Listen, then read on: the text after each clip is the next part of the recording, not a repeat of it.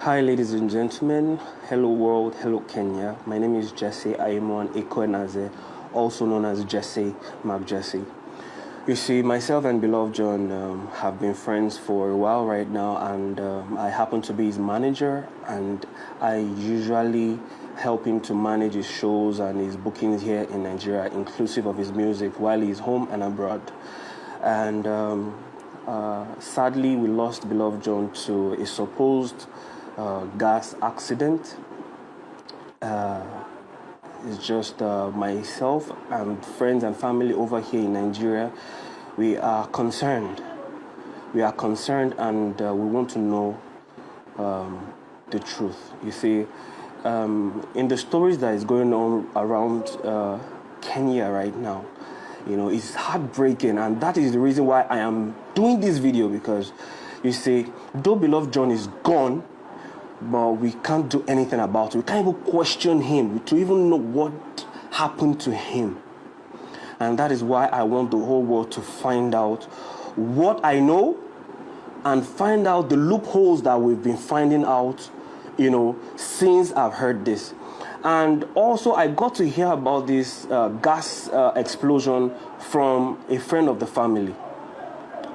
For privacy's sake, I'm not going to mention the name of the family who told me, because as at the time I visited Kenya in November 2019 for their wedding, I happened to be with these people, and I spent some quality time living in their house for some time, while BelovedJohn and his wife, went to the hotel to have their honeymoon. And after they got back, I was with them in their new house, which was at the river on Mombasa Road. You see, I've lived in that house, and I know the setting of that house. I know every setting of that house, and I just want the whole world to understand that stories don't tally. I've been hearing, and I've still been receiving messages from anonymous people telling me things that, BelovedJohn has also been talking to people about his married life, and it's just so sad that he had to pay with his own dear life. Only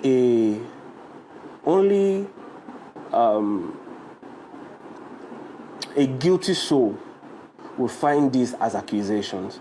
I'm not accusing everybody, and I'm not accusing anyone, but I just want Kenyans, Nigerians, and the whole world to understand this from my own point of view and from what everyone is talking about, and find out why.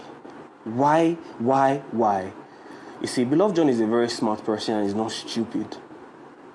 Though he's not a saint, but BelovedJohn is a very lovable person. He's a gentle soul. You cannot be around him and not love him. The only, issue he had, is going ahead with the dream of trying to find happiness. I think that was his only, where he missed it. And you see, when this friend of mine, where I stayed with in Kenya, told me about BelovedJohn and said he was in a gas accident, I asked the question, who was with him? Immediately I chatted up Ruth Matete. I called, she didn't pick up, so I chatted her. I said, please, what happened to John? And the next thing she said was, everything was okay. I said, I just heard he had an accident, a gas accident. The next thing she asked was, who told you? And immediately I told her, oh, this was the person that told me. She only gave me a thumbs up, and she didn't say any other thing else, which was around April the 2nd. I have the screen munchies of all this, and if you guys are in doubt, I can actually attach all this, to this video, which I think I should. So immediately she found out that I knew about this gas accident. I inquired further, like, what's happening to John afterwards. I didn't get any response from Ruth or from whoever. Not until yesterday, which was April 12th, when she called me and said, "Oh, Jesse, my husband is gone. My husband is gone." And that was just it. And I asked the question again. When this gas accident happened, who was with him? Who was at home? Until our friend Angie, who is our PA, now called, picked up the phone again and said, yes, that both of them were in the house alone. Okay, so I don't doubt that. You see, truth is, everyone is you can come at me for whatever reason you have. I won't blame you. You see, celebrities in Kenya and all around the world are, saying condolences and saying kind words to this, but I don't think some people are a saint either. You see, Beloved John's marriage was never rosy. Ruth Matete, you can look at me in the eyes and tell the whole world the truth. You were very violent with Beloved John. You have stabbed him not once, not twice, not the third time. In fact, it so happened that as at the last time I knew about this stabbing thing, that you tried to kill Beloved John, I was there with you guys at the river, in Great Wall Gardens. That is where your house was. And you guys had a fight, an argument, and you stabbed him. You almost killed him. And for those of you that are in doubt, I'm going to upload 2 of the audio files, because when that thing happened, I recorded the situation. I wanted to record video, but I knew that I was not going to have the time to start doing that. So I recorded the audio. So I recorded it and I kept the phone in my pocket. While Beloved John was fighting for his life, he beat up Ruth Matete to protect himself. He threw her out of the house. And eventually, I dragged Ruth. Ruth, you know what I'm saying is the truth. I dragged you from outside. I kept you in the other room. I brought you new clothes so that you can keep warm, because that night was very cold. I brought you in. I gave you clothes. And I went to confront Beloved John. And I asked him, why did you do what he did? And the next thing he told me, I should leave you alone. Because why? You've been like this. You've been like that for years. He has been managing that. And I asked him a question. If you have been managing this, why are you continuing to go on with this? Why are you going on with this marriage? And he said, he has managed it so far and God is helping him. Well, where are you today? Where are you today? 6 feet. You're dead. It hurt so much, because we both had... and heart-to-heart, I know the plans you had. I know what you wanted to do in ministry. You were so passionate about God and what you wanted to do for God and the kingdom of God. But it's just so unfortunate. You see, Ruth might say, oh, myself and Beloved John had a fight. We never had a fight. We had an argument because when I was coming to Kenya,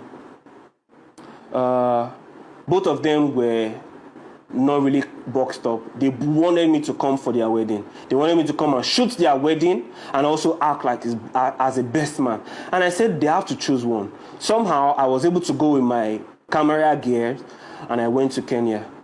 On getting there, they told me I should use some of my own money, that when I get there, I was going to be refunded back before I get back to Nigeria. And I felt, what was the deal? I wanted to celebrate with them. So I had to just take it. I had some money in my account, which were not my money. I had to even make additional borrowings from some friends and families here, which made up for my flight ticket and for some of the costumes that I got for both the wife and the husband. And I did.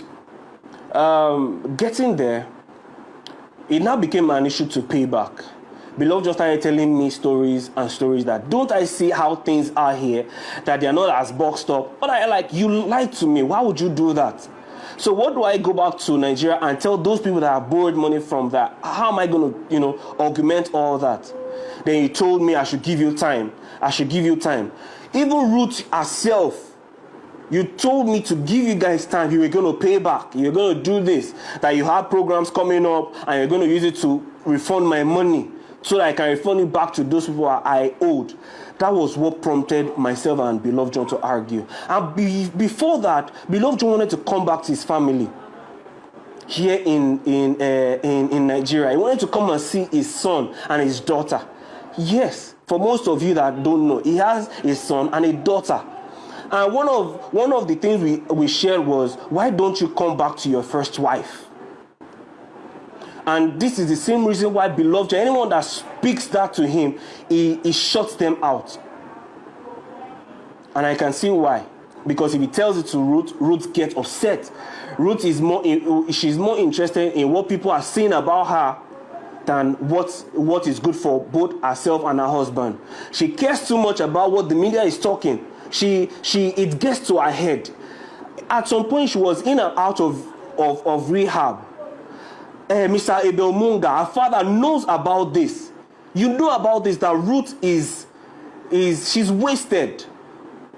Ruth has some psychological issues. Ruth is very wise. She looks as if she can't hurt a fly, but Ruth,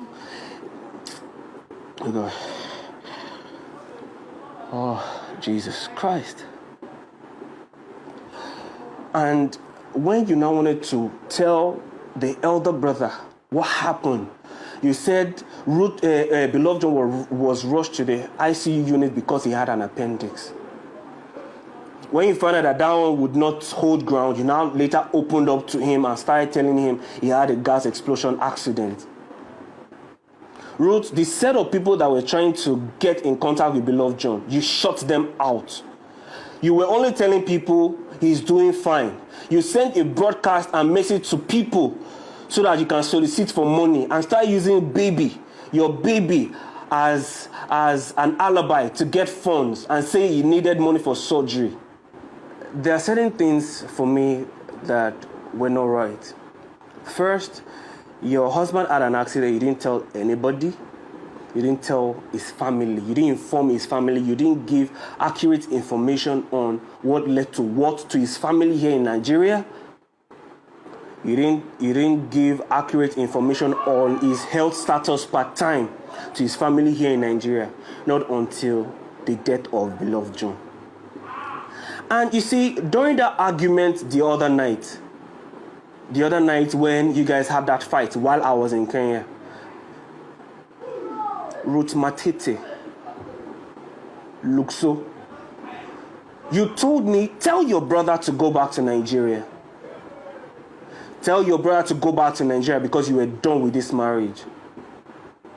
You were done with this marriage. Or else, if he doesn't go, it will look like an accident. I guess eventually this is the accident you were talking about. It didn't make sense then, but now it made sense now. You know what? I only wanted to open you guys to these things. When I ask these questions, nobody to give me a direct answer. And I hope Ruth will come out right now and say the truth. I hope Ruth will come out and say what really happened. See, BelovedJohn is not just, he can't just die like that. He said he had burns. He had, that burns of the picture that I saw cannot kill BelovedJohn.